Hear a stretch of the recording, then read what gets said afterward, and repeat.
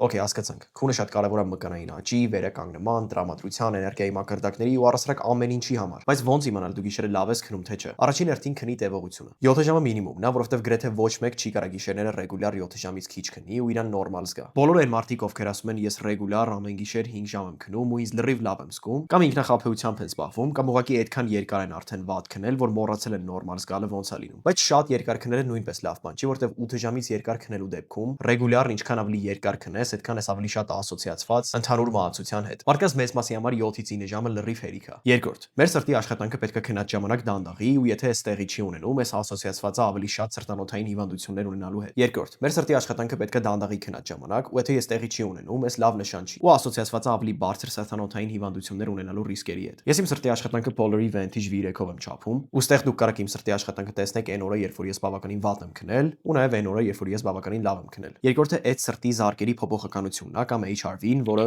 նույնպես այս ժամը չափում է։ Ու այս ոչ թե զուտ սրտի բաբախոսների քանակն է 1 րոպեում, այլ այն թե այս բաբախոսների արանքի ինտերվալները ինչքան փոփոխական են։ Մեր սիրտը մետրոնոմի պես հավասարաչափ չի աշխատում, այլ իր աշխատանքի արագությունը հա փոփոխվում է ըստ կարիքի, ու այս բարձր փոփոխականությունը առողջ սրտանոթային համակարգի ու նաև լավ քնելու նշան է։ Կրկին եթե համատենք իմ շատ վատ քնած ու շատ լավ քնած օրերը, մենք կտեսնենք, որ ստեղ ահռելի տարբերություն կա HRV-ի։ Չորրորդ, մարմնի ջերմաստիճանը, որը նույնպես Vantage V3-ը չափում է։ Երբ որ մենք քնում ենք, մեր մարմնի ջերմաստիճանը պետք է մոտ 1 աստիճանով իջնի, սակայն որոշ բաներ կան, որ կարան սրան խանգարեն։ Ինչը կարող է շատ բացասական ազդի մեր քնի որակի վրա։ Օրինակ այսօրը ես քնելուց առաջ բավականին շատ հաց եի կերել, ինչի պատճառով իմ մարմնի ջերմաստիճանը մոտ 1.3 աստիճան ավելի բարձր էր նորմայից, քանի որ սնունդը ու հատկապես սպիտակուցը մարսելը ու յուրացնելը շատ ջերմություն է անջատում։ Այս նույն խնդիրը նաև կարող է առաջացնել ալկոհոլը ու շոկ սենյակում քնելը։ Ու վերջապես 5-րդ, նայեք ձեր ինքնազգացողությանը։ Եթե դուք գիշերը նորմալ քնել եք, դուք պետք է օրվա ընթացքում շատ առույգ լինեք ու էներգիայով լիցես զգաք։ Իսկ եթե դուք էլ կուզենաք Polar-ի ժամացույցներից գնել ձեր քնի մետրիկները չափելու համար, կարող եք իմ Billion պրոմո կոդ օգտագործեք 5% զեղչ ստանալու համար։